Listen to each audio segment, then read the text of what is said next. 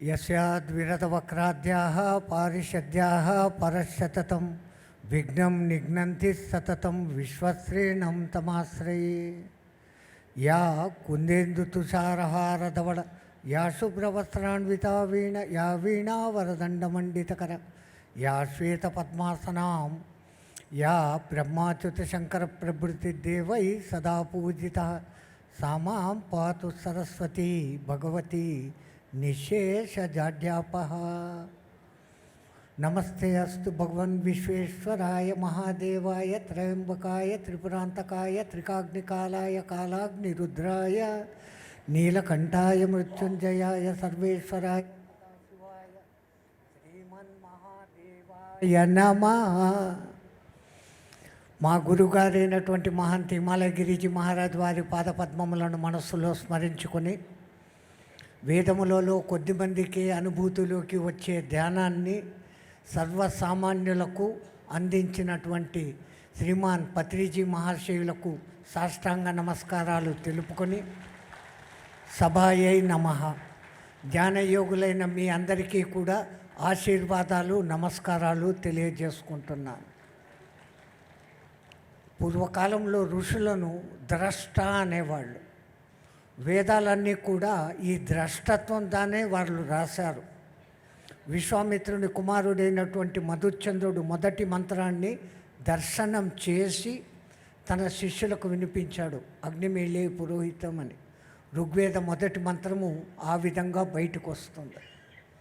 ద్రష్టత్వము అంటే భావి తరాలకు ఏమి చేస్తే బాగుంటుంది అనేది ముందుగానే వాళ్లకు సూచనగా తెలిసిపోతుంది. శ్రీమాన్ పత్రిజీ గారు కూడా నా దృష్టిలో అటువంటి ఒక మహాద్రష్ట.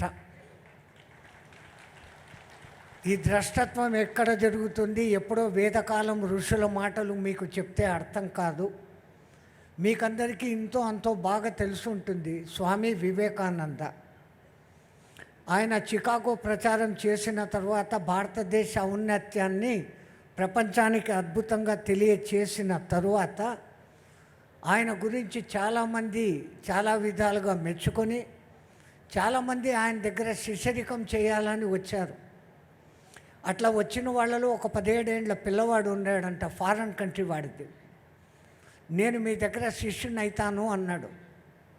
వివేకానందుడు అన్నాడు, నేను కాదు నీ గురువు, ఇంకో 15-20 ఏండ్ల తర్వాత ఒక గురువు వస్తాడు, ఆయన నీకు గురువు అవుతాడు అన్నాడు.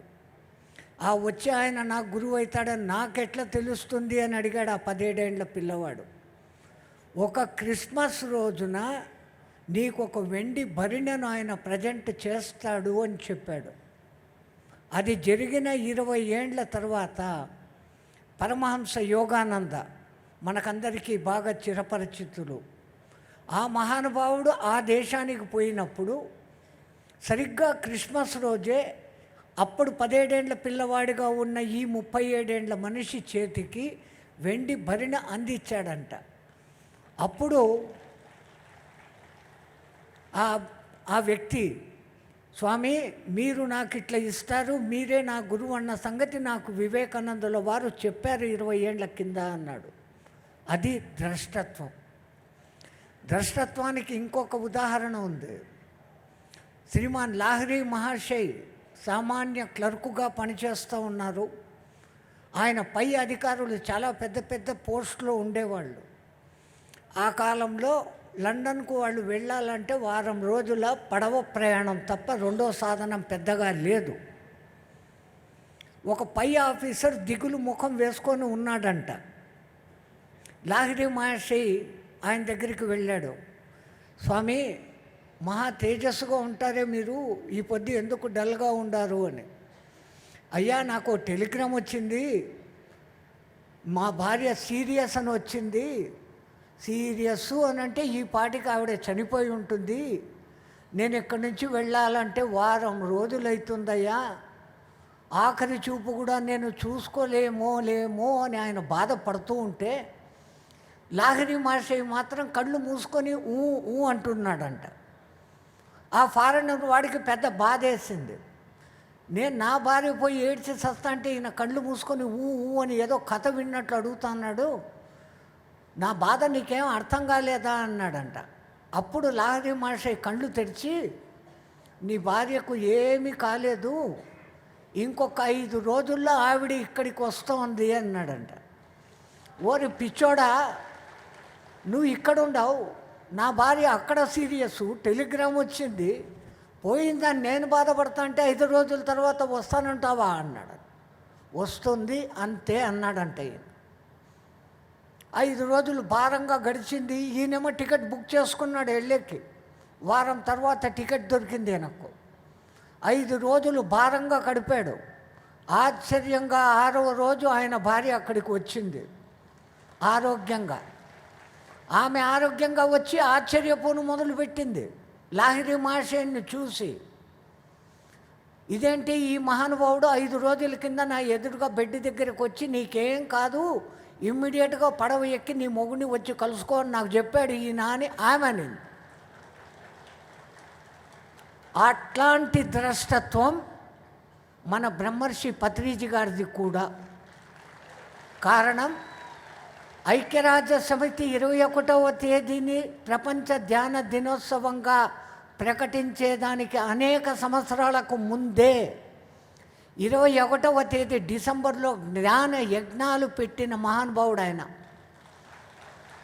చాలామంది అన్నారు, ఆయన ముఖ్య అనుచరులలో కొందరైనటువంటి శ్రీమాన్ లక్ష్మణరావు గారు వంటి వాళ్ళు డిసెంబర్లో పెట్టుకుంటే అది నా హైదరాబాదులో చలికి ఎవరు వస్తారు స్వామి అని అంటే ఎంత నాకు తెలీదు, డిసెంబర్ 21 భవిష్యత్తులో చాలా గొప్పదవుతుంది అన్నారు. అది మన పత్రిజీ గొప్పతనం. ఆయన ఇంకా గొప్పతనం 3 డిసెంబర్ నెల 12వ నెల 1+2 3 డిసెంబర్ 21వ రోజు ఆ దినము 2+1 3, దట్ ఈజ్ పత్రి. అది పత్రి గారి గొప్పతనం. ఇట్లా చెప్పుకుంటూ పోతే ఎన్నో ఉంటాయి. అన్నీ మన పక్కనే ఉంటుంది. అంతటి మహానుభావుడు 30 ఏండ్లు కాళ్లకు బలకమం కట్టుకొని ఈ ధ్యాన ప్రచారం చెయ్యాలని ఇంత ప్రయత్నం ఆయన చేస్తే ఇంతటి యావత్ ఆంధ్రప్రదేశ్లో ఎంతమందిని గుర్తించగలిగారు ఆయన్ను? కాలం అట్లే ఉంటుంది, ఎక్కడ చూసినా కానీ అంతా మన పక్కనే ఉంటుంది, పట్టించుకోలేకపోతాం. ఇచ్చింది 20 నిమిషాలు, మాటికి టైం చూసుకోవాల్సి వస్తుంది. కాకపోతే వాళ్లకు టైటు, వాళ్ళ కార్యక్రమాలు వాళ్లకు ఉంటాయి. ఇంతవరకు ప్రతి ఒక్క కార్యక్రమాన్ని ఇంత రంజుగా చేసుకొని వస్తున్నారు. వాళ్లకు మేము కూడా సహకరించాలి కదా. వీడెందుకురా మధ్యలో వాచి చూసుకున్నాడు అనుకోకండి, నేను చూసుకొనే చెప్తా. ఒక 2 నిమిషాలు అటు ఇటు కావచ్చు. ఎవరో ఒక మహాతల్లి ఉండిందంట, వాళ్ళ తల్లిదండ్రులు ఆ అమ్మాయికి అత్యద్భుతంగా వేదాలు, విద్యలు, సకల విద్యలు నేర్పించారు. పెళ్లి వయసు వచ్చింది. అమ్మాయి, పక్క ఊర్లో ఒక మంచి వరుణ్ణి చూశామమ్మా, నీకు తగినవాడు, అందగాడు, బలవంతుడు, సకల విద్యాస్వరూపుడు, అన్నిట్లో నీకు సరిపోతాడమ్మా, ఆయన ఇచ్చి నీకు పెళ్లి చేయాలనుకున్నాము, రేపో ఎల్లుండో ఆయన్ను పిలిపిస్తాము, చూసి నీ సమ్మతి చెప్పు అన్నారు. చదివేస్తే ఉన్నమతి పోయినట్లు ఈ అమ్మాయికి కొంచెం పొగరు ఎక్కువైపోయింది. నా మొగుడిని నేనే సెలెక్ట్ చేసుకుంటా. ఎట్లాంటి వాడిని సెలెక్ట్ చేసుకుంటారంటే అందరి చేత నమస్కారాలు పొందేంత గొప్పవాడిని పెళ్లి చేసుకుంటా, నన్ను విడిచిపెట్టండి అని చెప్తే వినవు, నీ కర్మ ఎట్లన్నా బో అన్నాడు. ఆమె ఆ ఊరు విడిచిపెట్టి వేరే ఊరుకు ప్రయాణమైపోయింది. ఆ ఊర్లో అందరికీ అప్పులు ఇచ్చే కాబులి వాళ్ళ ఒకడు ఉన్నాడు. ఆ ఊర్లో అందరికీ అప్పు ఇచ్చి ఉన్నాడు. వాడిని చూస్తే అందరూ నమస్కారాలు పెడతారుగా. ఆ కాబులి వాళ్ళ పోతా అంటే ఊర్లో వాళ్ళందరూ నమస్కారాలు పెడుతున్నారు. ఆహా, ఇంతమంది చేత నమస్కారాలు పెట్టించుకుంటున్నాడు, వీడినే పెళ్లి చేసుకుంటా నేను, వీడి అడ్రస్ కనుక్కోవాలా అని వాడి వెంటబడతా పోతా నేను. ఆ కాబులి వాళ్ళ పోతా ఉంటే నాలాంటి సన్యాసి ఒకడు ఎదురు పడినాడు. ఈ కాబులి వాళ్ళ ఆ సన్యాసికి నమస్కారం పెట్టాడు. వామ్మో వామ్మో, ఇంతమంది చేత నమస్కారం పెట్టే కాబులివాడు ఈ సన్యాసి పెట్టినాడంటే వీడు చాలా గొప్పోడు, వీడిని పెళ్లి చేసుకుంటా అని ఇప్పుడు సన్యాసి ఎంబడతా పడేది. ఆ సన్యాసి పోతా పోతా ఊరు పక్కన ఒక బొడ్రాయి ఉంటుంది కదా, ఎల్లమ్మ పొల్లమ్మ అని, ఆ రాయికి దండం పెట్టాడు. ఒరే వీడు కాబులి వాళ్ళ కన్నా, ఈ సన్యాసి కన్నా ఈ బొడ్రాయి చాలా గొప్పది. అది బొడ్రాయి కాదు, ఎందుకో జాదుగా అట్లా కూర్చొని ఉంది. అది ఎప్పుడు మనిషి అయితే దాన్ని అప్పుడు పెళ్లి చేసుకుంటానని రాయిదే చూస్తా కూర్చుంది. ఇంత లోపల ఆ దారెంబడితో ఒక కుక్క వచ్చింది. ఆ రాయి దగ్గర నిలబడి తన పని తాను చేసింది. అబ్బబ్బబ్బబ్బా, కాబులి వాళ్ళ కంటే, సన్యాసి కంటే, ఆ రాయి కంటే ఈ గుప్పదేవుడు గొప్పోడు, వీడు ఎప్పుడు మనిషి రూపం ధరిస్తాడో వీడిని పెళ్లి చేసుకోవాలా అని వాడినెంటబడింది. అప్పుడు ఒక పిల్లోడు వచ్చాడు, ఒక రాయి తీసుకొని ఆ కుక్కను తప్పని కొట్టాడు. ఆ కుక్క కుయ్యోమని పారిపోయింది. ఆహాహాహా, కాబులి వాళ్ళ కంటే సన్యాసి గొప్పోడు, సన్యాసి కంటే ఈ రాయి గొప్పది, ఆ రాయి కంటే ఈ కుక్క గొప్పది, ఈ కుక్కను కొట్టినాడు వీడెంత గొప్పోడు, కానీ వీడు పిల్లోడే ఎప్పుడు పెద్ద అవుతాడబ్బా అని చూస్తాను. అప్పుడు ఒక 25 ఏళ్ల యువకుడు వచ్చాడు, బలిష్టంగా ఎత్తుగా ఉన్నాడు. ఆ పిల్లోడిని చెవు పట్టుకొని, జీవహింస మహాపాపం కదరా, అది నిన్నేం చేసింది, ఎందుకు దాన్ని కొట్టావు అని వాడిని ఒక జలకాయ కొట్టాడు. పిల్లోడు కుయ్యామంటే ఏడుచుకుంటూ వాడు పోయినాడు. చేసుకుంటే ఈయన్నే చేసుకోవాలా అనుకునేది. వాని దగ్గరికి పోయింది. అయ్యా నీ అడ్రస్ ఏమి అని. ఎందుకు అడుగుతా ఉండవు? నేను నిన్ను పెళ్లి చేసుకోవాలనుకున్నాను, మా పెద్దోళ్ళని అడుగు అని. అదే నీ ఊరు అడ్రస్ చెప్పు అనింది. ఆయన ఊరు అడ్రస్ చెప్పాడు. ఈ పిల్ల సంతోషంగా ఇంటికి వచ్చింది. అమ్మ నాన్నకు చెప్పింది, చూడు నా అంతకు నేనే అతి గొప్పవాడిని సెలెక్ట్ చేసుకున్నాను, ఆ ఓ పల్లోని పేరు పలానా పలానా ఊరు, మీరు వెళ్ళి ఆ పిల్లోని పట్టుకరండి, నేను పెళ్లి చేసుకుంటాను అని.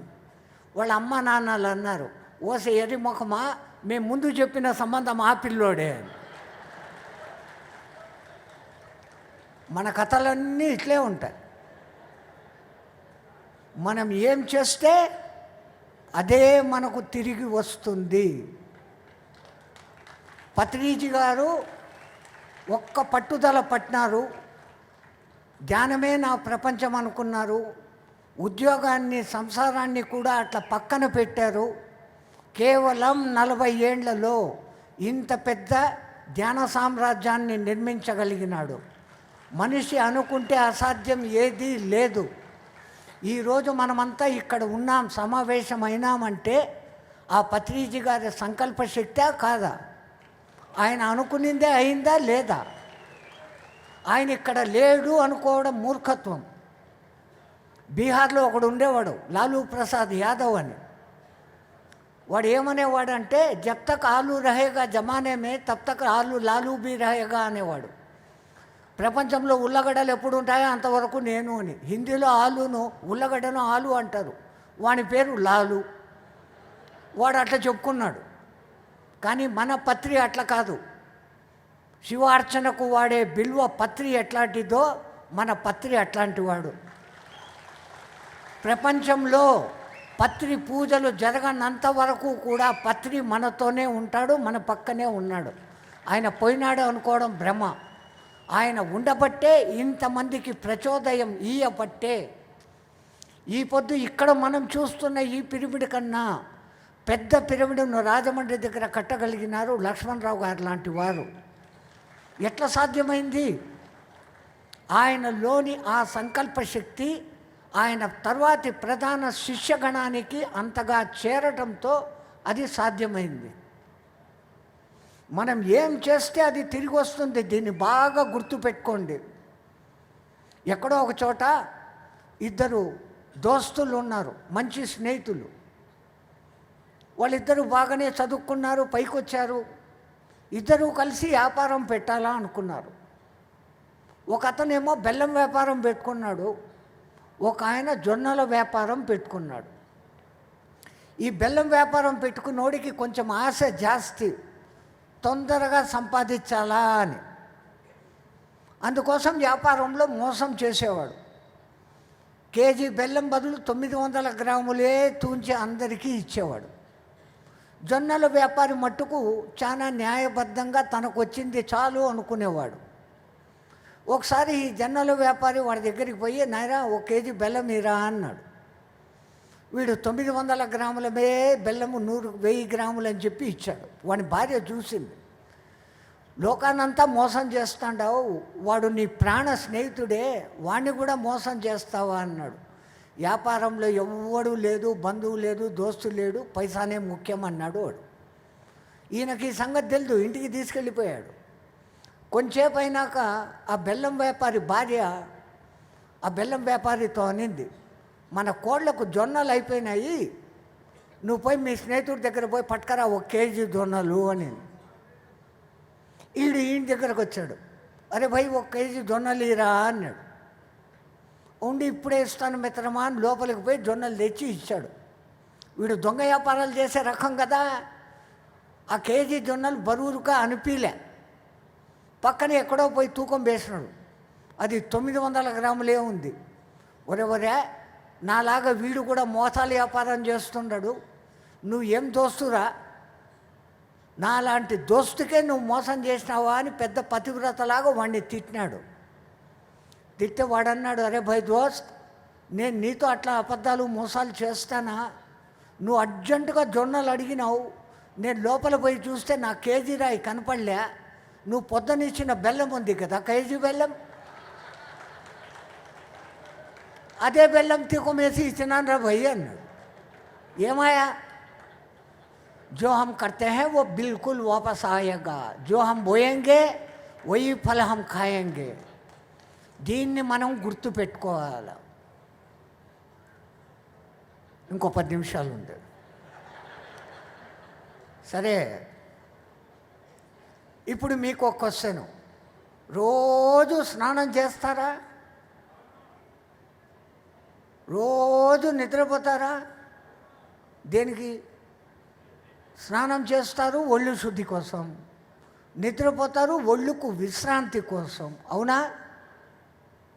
ధ్యానం అనేది చేయాల్సింది మీ మనసు కోసం. ఆ మనసుకు విశ్రాంతి అవసరం, నిద్ర అవసరం, దానికోసం ధ్యానం.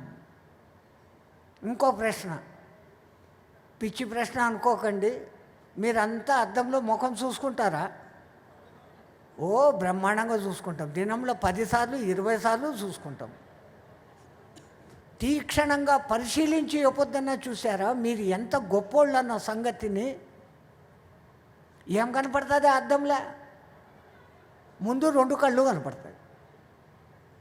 ఎన్ని రకాల రంగులను ఈ కళ్ళు గుర్తించగలదు? పరిచయం ఉన్న ఎంతమంది మనుషులను ఎంత గుంపులో ఉన్నా గుర్తించగలదు. ఇంత శక్తి ఉన్న కళ్ళు దేవుడు 2 ఇచ్చాడు. 1 ఇస్తే కూడా చాలుగా, 2 ఇచ్చాడు. ఈ చెవులు ఉన్నాయి, కొన్ని వేల శబ్దాలను ఖచ్చితంగా గుర్తించవచ్చు చూడకుండానే. అంతటి శక్తి మీ ఈ చెవులకున్నాయి. మీ నోరుంది, ఎంతమందితో ఎంత మంచిగా మాట్లాడితే అంత మిత్రత్వము తెచ్చుకోవచ్చు, ఎంత శత్రుత్వంగా మాట్లాడితే అంత చెడిపోవచ్చు. ఆ లోపల ఉన్న నాలుక అంత గొప్పది, వేల కొద్దీ రుచులను గుర్తుపెట్టుకోగలదు, గుర్తింపు చేయగలదు. అందుకే ఈ నాలిక ఇంత భయంకరమైందని దేవుడు కనుక్కొని దానికి 32 మంది సైనికులను కాపలా పెట్టి 2 ఇనుప గేట్లు అడ్డం పెట్టిండు. వాడంత జాగ్రత్త పెట్టినా మనమేం చేస్తున్నాం? దాన్ని లొడలొడాయిస్తూ ఉండాం. అర్థమైందా? 32 మంది సైనికులు ఎవరో, 2 గావకిళ్ళు ఏదో అర్థమైందిగా. మీరంతా జ్ఞానులు, మీకు అర్థమైపోతుందిలే. ఇప్పుడు ముఖంలో ఉండే అన్నీ చెప్పిన, ముక్కులో గొప్ప సంగతి చెప్తా. నేను చెప్పినట్టు చేయరి, జరంతా గాలి తీసుకోండి, ఇంకొంచెం తీసుకోండి, ఇంకొంచెం తీసుకోండి, ఇంకొంచెం తీసుకోండి. అరే ఏడ్రా భయ్, ఏం చేసింది? వదిలిరా. వదలడం నేర్చుకుంటే వచ్చేది వస్తుంది. ఆ వదలడం తీసుకోవడం యాడ్ నుంచి జరుగుతుండది, ఈ 2 ముక్కు రంధ్రాలతో జరుగుతుండాయి. ఆ దేవుడు ఎంత మహత్తుగా పెట్టిండు ఈ 2 ముక్కు రంధ్రాలు. ఒక దాంట్లో నుంచి వేడి గాలి వస్తుంది, ఒక దాంట్లో నుంచి చల్లగాలి వస్తుంది. దాన్ని ఈడా పింగళ నాడులు, సూర్యచంద్ర నాడులు అంటున్నారు, కనుక్కున్నారు. ఎందుకుండాయి 2? మానవుని టెంపరేచర్ ఎప్పుడు 98.8 ఉండాలి. దానికంతా జరంతా ఎక్కువైతే జై శ్రీరామ్ అయిపోతాడు. ఆ టెంపరేచర్ జరంతా డౌన్ అయితే జై శ్రీరామ్ అయిపోతాడు. ఆ టెంపరేచర్ను సక్రమంగా మెయింటైన్ చేస్తుండడు వీళ్ళిద్దరూ. అంత శక్తివంతులైన ముక్కులు మీకున్నాయి, అంతటి చెవులు ఉన్నాయి, అంతటి కళ్ళు ఉన్నాయి. కానీ ఒక తమాషా, కళ్ళు లేనోడు బతుకుతూనే ఉన్నాడుగా. చెవులు వినపడని చెవిటాళ్ళు బతుకుతూనే ఉండారుగా. నోరు లేని మూగవాళ్ళు బతుకుతూనే ఉండారుగా. లాస్ట్నే ఇంకొక టెస్టు, నిజాయితీగా అందరూ నోరు ముక్కు గట్టిగా మూసుకోండి.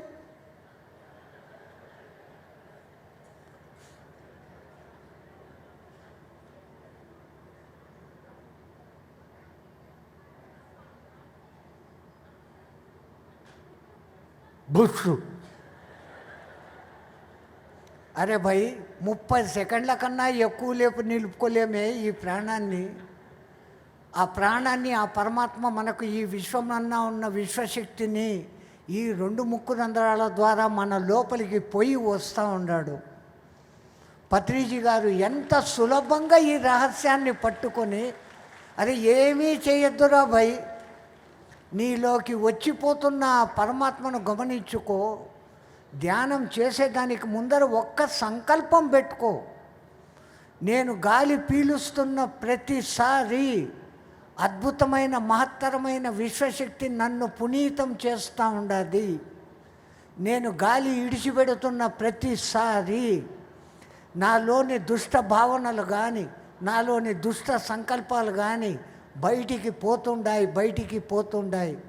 జరంతా ఈ ఒక్క మాటను ముందు సంకల్పం చెప్పుకొని మీరు రోజు ధ్యానం చెయ్యురి. ఆ ధ్యాన శక్తి ఎంత గొప్పది, ఆ శ్వాస ఎంత గొప్పది అనేది ఇక్కడే మన ముందు ఉన్నటువంటి శ్రీమాన్ రవిశాస్త్రి గారు పూర్తి వివరాలతో రాసినారు. ముందు ఆ బుక్కు కనుక అర్థమైందా ఇంకా మీకు అర్థం కానిది లేదు. పాతకాలంలో శిష్యులు గురువుల దగ్గరికి పోయి ఏది నేర్చుకుంటే, ఏది తెలుసుకుంటే ఇంకోటి తెలుసుకోవాల్సిన అవసరం లేదో ఆ విద్యను నాకు చెప్పండి అనేవాళ్ళు. గస్మంటిదే ఈ శ్వాస అనే బుక్కు కూడా. అది ఒక్కటి చదివితే మీ జీవితాలు మారిపోతాయి.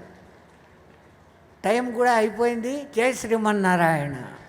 చాలా సంతోషం స్వామీజీ. చాలా అద్భుతంగా 20 నిమిషాల నిడివిలో చాలా అద్భుతంగా అందరికీ అర్థమయ్యే సులభ భాషలో జ్ఞానాన్ని అందించారు. ఇప్పుడు మాతాజీ గారి దగ్గర నుంచి వారి జ్ఞానాన్ని స్వీకరిద్దాం. ముందుగా సంత్ సదానందగిరి స్వామి వారికి, అలాగే పత్రిజీ గారికి, స్వర్ణమాల పత్రిజీ గారికి, మీ అందరి హృదయాల్లో ఉన్న పరమాత్మకు నా హృదయపూర్వక నమస్కారం. అయితే స్వామి చెప్పేసిన తర్వాత అంత సరదాగా మీరందరూ హుషారుగా ఉన్నారు. అయితే నేనైతే కొంచెం సీరియస్గానే చెప్తాను. మరి ముందుగా ఒక్క 3 సార్లు ఓంకారంతో మొదలు పెడదాము.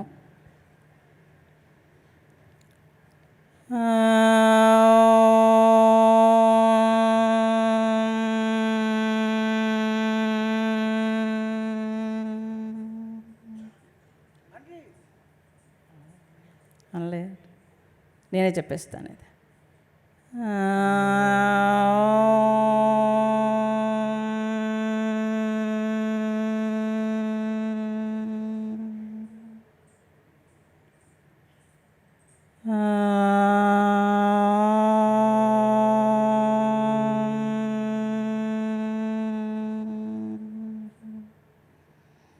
చాలా సంతోషము. అయితే పత్రిజీ గారు నేను 2 సార్లు కలిసి ఉన్నాను. నాకు బాగా నచ్చేది ఏంటంటే ఆయన చేసిన శాకాహార ర్యాలీ. ఇప్పటి వరకు ప్రపంచంలో ఎవ్వరూ చేయని ఒక ఉద్యమాన్ని ఆయన చేశారు. మనిషి మానవత్వంతో జీవించాలి, దైవత్వంలోకి వెళ్ళాలి. కానీ రాక్షస ఆహారం తీసుకుంటే ఎలా దైవత్వంలోకి వెళ్ళగలుగుతారు? అంత పెద్ద ఉద్యమం వారు మాత్రమే చేయగలిగారు. అటువంటి గొప్ప మహాత్ముడి యొక్క ఇది స్మృతి కాదు. స్వామి చెప్పినట్టు మనుషులందరం పుడతాము, వెళ్ళిపోతాము, కానీ అందరిలో నిలిచి ఉండడము, వారు ఎప్పటికీ జీవించి ఉండడము.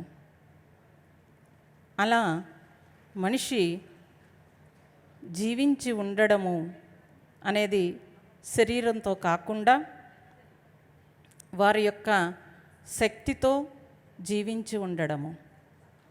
అటువంటి గొప్ప మహాత్ముడు పత్రిజీ గారు. అయితే మన ఏవ మనుష్యానాం కారణం బంధమోక్షం బంధయో విషయాసంగి మనః సంగమం అన్నాడు మహాత్ముడు. ఎవరైతే మన జీవితాన్ని ఒక బంధంలో ఇరికించుకుంటామనంటే, బంధం అనగానే మనకి ఇల్లు పిల్లలు గుర్తుకొస్తారు. కానీ ఆలోచన బంధము, అటువంటి ఆలోచనని మనం ఆపాలంటే ఆపలేం. కాబట్టి మీరు శ్వాస మీద ధ్యాస పెట్టినప్పుడు ఆటోమేటిక్గా సహజంగానే ఆలోచన ఆగుతుంది. ఆలోచన ఆగుతోంది అని ఆ చిన్న ప్రయత్నంతో మనకు తెలిసినప్పుడు దాన్ని ఇంకొంచెము ధ్యానంలో ముందుకు తీసుకువెళ్ళడానికి సామాన్య మానవులందరికీ కూడా ఇంటింటా ధ్యానం అని చెప్పి వారు ఆ ప్రయోగాన్ని చేస్తున్నారు. అలా ఈరోజు మీరందరూ కూడా శ్వాస మీద ధ్యాసతోటి, అయితే దాని గురించి నేను చెప్తే బాగోదు, ఎందుకంటే రవిశాస్త్రి గారు దాని మీద అనేక రకాలుగా ఎంతమంది ఎన్ని ప్రయోగాలు చేశారో అవన్నీ ఆ గ్రంథంలో రాసి ఉన్నారు. కాబట్టి నేను చెప్పేది ఏం చెప్తానంటే, మీరందరూ ధ్యానంలో కూర్చున్నంతసేపు చాలా ప్రశాంతంగా ఉంటారు. దాని తర్వాత మన జీవితంలో అందరూ గృహస్థులు కాబట్టి గృహస్థులుగా ఉన్నప్పుడు వచ్చే ఒడిదుడుకులు, ఇబ్బందులు, సామాజిక పరిస్థితులు అన్నీ మన మానసిక పరిస్థితి మీద ఒక ఒత్తిడి తీసుకొస్తాయి. అయితే ధ్యానం చేస్తున్నప్పుడు బాగుంది, బయటకు వచ్చేసిన తర్వాత మళ్ళీ ఒత్తిడి, ఇంకా ముందుకు వెళ్ళాలి, ధ్యానంలో పట్టు సాధించటమో లేదంటే ఇంకా ముందుకు వెళ్ళి మనం ఏదో తెలుసుకోవాలి, నేర్చుకోవాలి అనే తపన మీ అందరికీ ఉంటుంది. అయితే ఆ తపన ఉన్నప్పుడు మీరు ధ్యానం చేసి వదిలేయకుండా మీ జీవితంలో ధ్యానం అయిపోయిన తర్వాత ప్రతిరోజు వచ్చే ఆలోచనలు ఏమున్నావో వాటిని కొద్దిగా గమనించగలిగితే ఆ ఆలోచనకి మూలమేమిటి అన్నప్పుడు కారణం బంధం. ఏ బంధం అనంటే అనేక రకాల వ్యామోహాలు, కోరికలు, అలాగే మనకేవో ఆశలు, జన్మాంతర వాసనలు ఇన్ని ఉంటాయి. అయితే చాలా వరకు మనము ఎంతోమంది మహాత్ములు చూసి గ్రంథాలు చదివి చాలా నేర్చుకుంటాం. మనము చాలా వరకు కంట్రోల్ అవుతాం. కానీ జన్మాంతర వాసన దగ్గరికి వచ్చేటప్పటికి అది ఒక గురువు మాత్రమే ఆ వాసనల్ని తొలగించగలిగే శక్తి, ఆ గురువు యొక్క బోధ, లేకపోతే వారి జ్ఞానము, లేకపోతే వారి జీవితము, వాటి నుంచి మనం నేర్చుకోవడమే కాకుండా వారి నుంచి అందే మహాశక్తి ఒకటి ఉంటుంది అని మన భారతదేశంలో గురువులందరూ మనకు తెలియజేశారు. ఈ భారతదేశం అంటే మన సంస్కృతి సంప్రదాయం అంటే కట్టుబొట్టు కాదు, మన సంపద. ఆ సంపద శారీరక ఆరోగ్యము, మానసిక ఆరోగ్యము. ఈ రెండింటిని మనిషి తన జీవితంలో భాగంగా చేసుకోవడం కోసం మన ఋషులు మునులు అందరూ కూడా ఎంతో కృషి చేసి మన జీవన విధానాన్ని వాళ్ళు కనిపెట్టి మనకు అందించిన సంపద అది. అటువంటి మహాత్ములు పుట్టిన భారతదేశంలో మనం పుట్టి ఉన్నాము. వారి జీవన విధానం ఇప్పుడు స్వామిని చూస్తే 110 సంవత్సరాలు మనకంటే యాక్టివ్గా ఉన్నారు. మనం అందరం చూసి ఆహా ఓహో అని కాళ్ళకు దండం పెడుతున్నాం తప్పించి వారి జీవన విధానము ఎలా ఉందో తెలుసుకుంటే అందులో 1% పాటించిన మీరందరూ ఆరోగ్యంగా ఉంటారు. ఇంటింటా ధ్యానం అని ఎందుకు పెట్టారు అని అంటే మానసికంగా మీరందరూ కూడా అనేక రకాల వేవరింగ్తో ఉంటారు కాబట్టి ధ్యానం చేసినప్పుడు ఆ వేవరింగ్ తగ్గి మనిషి ప్రశాంతంగా ఉంటే ఆ గృహమంతా కూడా శాంతి నిలయమవుతుంది. వ్యక్తి శాంతి ప్రపంచ శాంతి కాబట్టి అటువంటి ప్రపంచ శాంతిని మనం అందరం కూడా ఇస్తే, ఇక్కడ పొల్యూషన్ అంటే థాట్ పొల్యూషన్ ఒక్కటే ఉంటుంది, మన భావజాలం. అటువంటి భావజాలంలో మనం ఇరుక్కుంటాము. అయితే భగవంతుడు అందరికీ 24 గంటల సమయం ఇచ్చినప్పుడు ఆ 24 గంటల్లో నువ్వేం చేస్తున్నావు అన్నప్పుడు మాకు ఖాళీ లేదండి అంటారు. అందరికీ అదే 24 గంటలు. కానీ ఎవరెవరు ఆ 24 గంటలని ఎలా ఉపయోగించుకుంటున్నారు అని చూసినప్పుడు మన ముందే, మన కళ్ళ ముందే ఎంతోమంది వాళ్ళ కృషి మనకు తెలుస్తూ ఉంటుంది అదే సమయంలో. కానీ మనకెందుకు సమయం లేదనిపిస్తోంది? మన కాలం మన పుణ్యం అయినప్పుడు ఆ పుణ్యాన్ని మన జీవితంలో భాగంగా మనం నడుపుకుంటున్నప్పుడు స్వామి చెప్పినట్టు ఆ పుణ్యం ఎగిరిపోతే మనం ఎగిరిపోతాం ఇక్కడి నుంచి. కానీ ఆ పుణ్యకాలం కాస్త అనేక రకాలుగా గడిచిపోతూ ఉంటుంది. ఆ మనస్సుకి తప్పనిసరిగా మనమే ఇస్తాం అన్నింటి మీద ఫోకస్. అవసరం లేని విషయాలన్నింటి మీద ఫోకస్ ఇస్తాం. ధ్యానం చేసేటప్పుడు దాన్ని ఆపుతాం. ధ్యానం అయిపోగానే అనేక రకాలుగా ఫోకస్ ఇస్తాం. అటువంటి ఫోకస్ తగ్గిస్తే మీరు అంటే ఏది అవసరమో దానికి మాత్రమే మీరు ఇంపార్టెన్స్ ఇవ్వగలిగితే మీ జీవితంలో సగం టైము మీకు మిగిలిపోతుంది. ఖాళీ లేదన్న మీ జీవితం, ఖాళీ లేదన్నదంతా కూడా అనవసరమైన విషయాల జోలికి వెళ్లకుండా ఉంటే 2 రకాల ఉపయోగం ఏంటంటే సమయం మిగలడం, మనస్సులో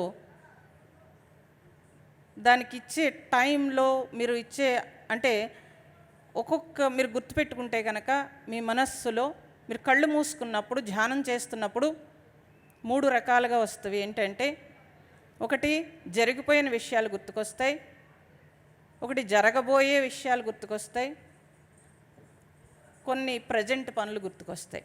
అంటే భవిష్యత్తు వస్తుంది, పాతకాలం వస్తుంది, ప్రజెంట్ వస్తుంది. ఈ 3 వస్తాయి. మీరు చూసుకుంటే కనుక పాతవి వస్తున్నాయంటే మీరు మనసులో బాగా మోస్తున్నారని అర్థం. జరిగిపోయిన దాన్ని బాగా మోస్తున్నారు. అప్పుడు మనం తెలుసుకోవాల్సింది ఏంటంటే ఎందుకు ఇది నేను మోయాలి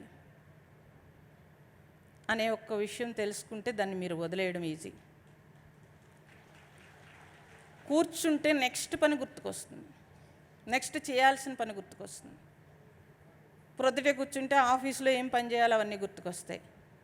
అమ్మగారులకైతే వంట ఏం చేయాలి గుర్తుకొస్తుంది. నెక్స్ట్ ఎలాగూ చేస్తాను ఆ పని, మరి ఇప్పుడు ఎంత గుర్తుకొస్తుంది? అన్నప్పుడు ఎప్పుడైతే మీరు గుర్తిస్తారో, ఓ ఇది గుర్తుకొస్తోంది అని మీ మనస్సును మీరు గుర్తిస్తారో అది టక్మన ఆగుతుంది. మీరు గమనించి చూడండి, భవిష్యత్తు గుర్తుకొస్తే కనుక భవిష్యత్తు ఎలాగూ నీ చేతుల్లో లేదు, ఈ నెక్స్ట్ క్షణం ఏం జరుగుతుందో నీకు ఎలాగో తెలియదు అనే విషయాన్ని మనం గుర్తిస్తే అక్కడికి అది ఆపగలుగుతారు. మీరు ఎవరో చెప్పారని చేయకూడదు, మీరు టెస్ట్ చేసి చూసుకోవచ్చు. చూసుకుంటే కనుక మనస్సు మాట మనం వినడం కాదు, మన మాట మనస్సు వినేటట్టుగా మనం తర్ఫీదు ఇవ్వాలి. అలాంటి తర్ఫీదు మీరు ఇవ్వగలిగితే కనుక ఆల్రెడీ ఎలాగూ ధ్యానం చేసుకుంటూ మీరు ఆ గ్యాప్ అంటే ఆలోచనకి ధ్యానం చేసే వాళ్ళకి ఆ స్పీడ్ ఉండదు, గ్యాప్ వస్తుంది. దాని తర్వాత కూడా మీరు ఇలాగా తర్ఫీదు ఇవ్వగలిగితే కనుక గమ్ముని ఏదైనా అనవసర విషయాల జోలికి మనస్సు వెళుతున్నప్పుడు టక్మని మీరు ఆపగలిగే స్థితి మీకు వస్తుంది. అలా మీరు ధ్యానం అయిపోయిన తర్వాత కూడా మీరు ఏ పని చేసుకుంటున్నా ఎలా ఉన్నా సరే మీ మనస్సుని అబ్జర్వ్ చేయడము అనేది గమనించడము, దానికి సాక్షిగా ఉండడము అనేది ప్రాక్టీస్ చేస్తే కనుక చాలా తొందరగా ముందుకు వెళతారు. మీరేమనుకుంటున్నారో అది అవ్వడానికి ఈ చిన్న టెక్నిక్ చేస్తే తప్పనిసరిగా మనకి మనమే మాస్టర్లా, మన మనస్సుకి ఒక మాస్టర్లా తయారవుతాం. మీ మనస్సుకి మీరు ఒక మాస్టర్లా తయారవ్వకపోతే కనుక అదే మాస్టర్ అయి మిమ్మల్ని నడుపుతుంది. అలా కాకుండా మీరు ఉండాలి. అలాగే మనము స్వామి చెప్పినట్టుగా మీరు ఏది చేశారో అది అనుభవిస్తాం తప్పనిసరిగా. మన వెనక తరం మనల్ని చూసి నేర్చుకుంటూ ఉంటుంది. మనం చెప్పేటప్పుడు మేము ధ్యానం చేస్తున్నాము అన్నీ వదిలేసామని చెప్తాం, కానీ ఆచరించేటప్పుడు ఎన్నో ఆచరిస్తూ ఉంటాం. అది చూసి వెనక తరం వెంటనే మనకి స్టాంప్ వేస్తారు, వీడు చెప్పేదోటి చేసేదోటి అని. అందుకే మన పిల్లలు మన మాట వినరు, పక్కవాడి మాట వింటారు. ఎందుకు వినట్లేదు అనుకుంటాం, కానీ వాడు చూసి నేర్చుకున్నాడు. ఇది మీరు గమనించాలి. గమనిస్తే కనుక ఏ రోజుకు ఆ రోజు మనల్ని మనం ఉద్ధరించుకునే పని చేయాలి. అదే ఉద్ధరే ఆత్మానాత్మని అన్నారు. నిన్ను నువ్వు ఉద్ధరించుకోవాలి అని అంటే నన్ను నేను నా వైపుకి చూసుకోవలసి ఉంటుంది. బాగా అలవాటు పక్కవాడు వంక చూడటం, దానికంటే కూడా కొద్ది సమయం మీకోసం కేటాయించుకుని ఈ సమయంలో నాతో నేను ఉంటాను అని మనకి మనం ఉండగలిగితే కనుక ధ్యాసే ధ్యానం అన్నారు. మీరు ఎటు ధ్యాస పెడితే అటు ధ్యానం అయిపోతుంది. కాబట్టి మీ ధ్యానం మీ వైపుకి జరగాలి. ఆఖరిగా భగవాన్ రమణ మహర్షి చెప్పారు, భావశూన్య సద్భావ సుస్థితిలో నిలిచి ఉండడం భక్తి అన్నాడు ఆయన. భావం భావాతీత స్థితికి వెళితే భావశూన్య సద్భావ సుస్థితి అంటే అంటే ఆత్మస్థితి. అటువంటి ఆత్మస్థితిలో నిలిచి ఉండడాన్ని భక్తి అన్నారు. మరి మీరందరూ అలాంటి భక్తులు అవుతారా? మంచిది. అందరూ అలాంటి భావశూన్య సద్భావ సుస్థితిలో నిలిచి ఉండాలని ఆ భగవంతుణ్ణి ప్రార్థిస్తూ సెలవు తీసుకు. చాలా సంతోషమమ్మా, అద్భుతమైనటువంటి జ్ఞానాన్ని అందించారు. ఒక్కసారి స్వామివారికి మాతాజీ గారికి గట్టిగా చప్పట్లు కొట్టుకుంటూ వారిని మనం ఇప్పుడు సత్కరించుకుందాం. బోలో భారత్ మాతాకి వందే వందే. पत्री जी महाराज की, ध्यान जगत को, अहिंसा जगत को, पिरामिड जगत को जय।